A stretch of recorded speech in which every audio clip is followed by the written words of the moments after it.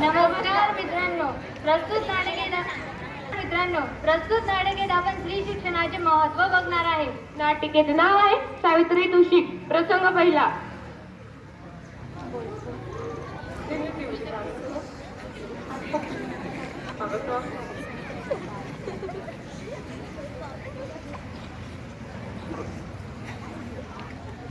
सावित्री, हे बघ मी तुझ्यासाठी काय आणले. हे काय आहे जी? अगं असं काय करतेस, हे पुस्तक आहे, याचे वाचन कर. इच्छा, आता या वयात मी कसं वाटेल ते? हे बघ सावित्री, तू मला लग्नाच्या वेळी वचन दिलं होतं की तू नक्की शिकेल. आता नाही म्हणू नकोस, हे तुला करावंच लागेल. आजपासून तुझा अभ्यास सुरू.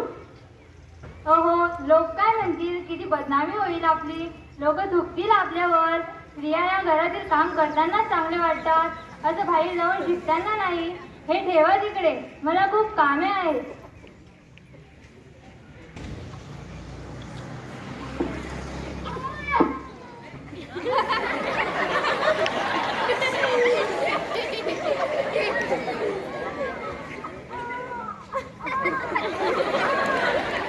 अगं माझ्या बाळाला का रडतोय?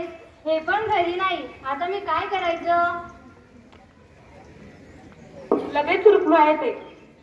अगं तुझ्या बाळाला तर खूप ताप आलाय. हो ग रुक्मा, खूप ताप आलाय याला. रात्रीपासून रडत आहे हा. आता तू रडत बसू नकोस, वेळ वाया घालवू नकोस. आपल्या गावात एक तांत्रिक आले, खूप जाणीव उपाय करतात ते. चल आपण त्यांच्याकडे घेऊन जाऊ. वय चल लवकर.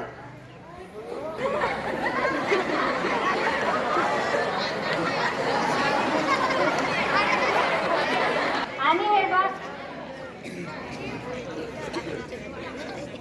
कुठे जात आहेस तुम्ही?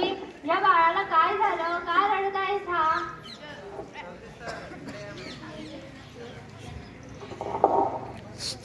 आम्ही तांत्रिकाजवळ घेऊन जात आहे याला. चला मी पण येते तुमच्या सोबत. ते तांत्रिक खूपच जाणीव उपाय करतात. चला.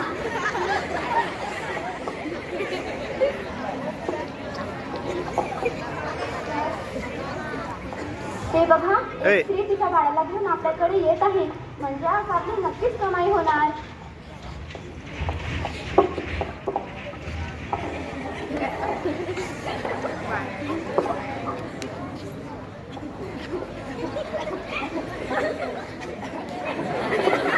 तुझ्या बाळाला भूत बाधा झालेली आहे. तुझ्या बाळाला विहिरीतल्या भूताने पकडला आहे. काहीतरी उपाय सांगा. तू काळजी करू नकोस, बाबावर विश्वास ठेव, सगळं चांगलं होईल. थोडा धीर धर. कशाची धर बाबा, कशाची धरू? तुला तुझ्या बाळासाठी एक नैवेद्य द्यावा लागेल. म्हणजे तुला तुझ्या बाळासाठी एक कोंबड्याचा बळी द्यावा लागेल. ठीक आहे बाबा, माझ्या आईसाठी काही पण करेल बाबा. काहीतरी उपाय सांगा.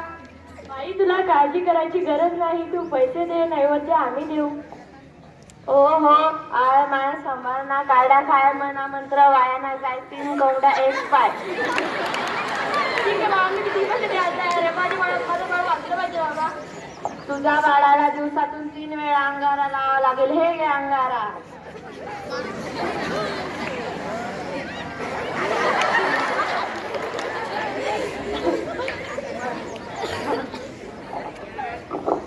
मोठू बदलू बाबा की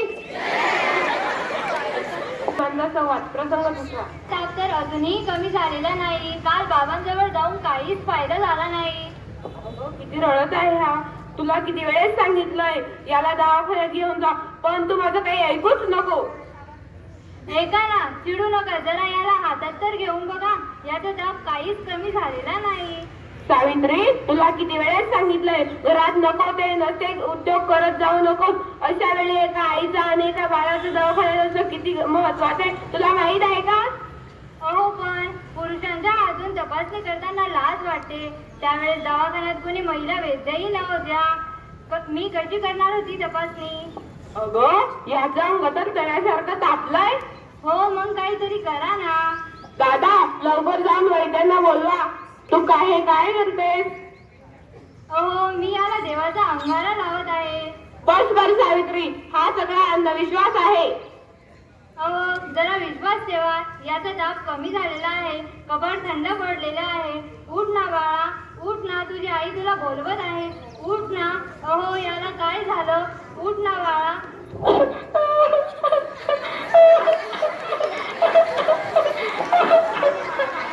माझ्या बाळाला वाचवा.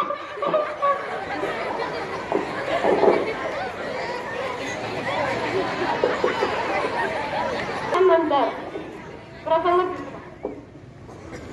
मी नाही राहणार, मी नाही राहणार. अडाणी मी नक्कीच शिकेल, कारण एखाद्या आईला पूर्ण उपचाराच्या कमतरतेमुळे आपल्या बाळाला गमवावं लागणार नाही. मी शिकेल, मी नक्कीच शिकेल. शाबास सावित्री, मला तुझ्याकडून हीच अपेक्षा होती. अगं बाई, मला तर माहितीच नव्हती. सूर्य हा पृथ्वीचा गोल फिरतो. अगं सूर्य पृथ्वीचा गोल नाही, पृथ्वी सूर्याभोवती फिरते. समजलं का? तुम्ही मला सारखं सारखं गावंढळ नका म्हणत जाऊ हो.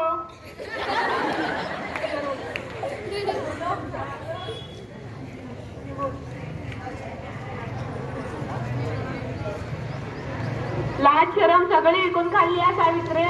कलियुग आहे रे बाबा, कलियुग. उद्या डोक्यावरला मेढा वाढेल तेव्हा कळेल या ज्योतिबा रावांना.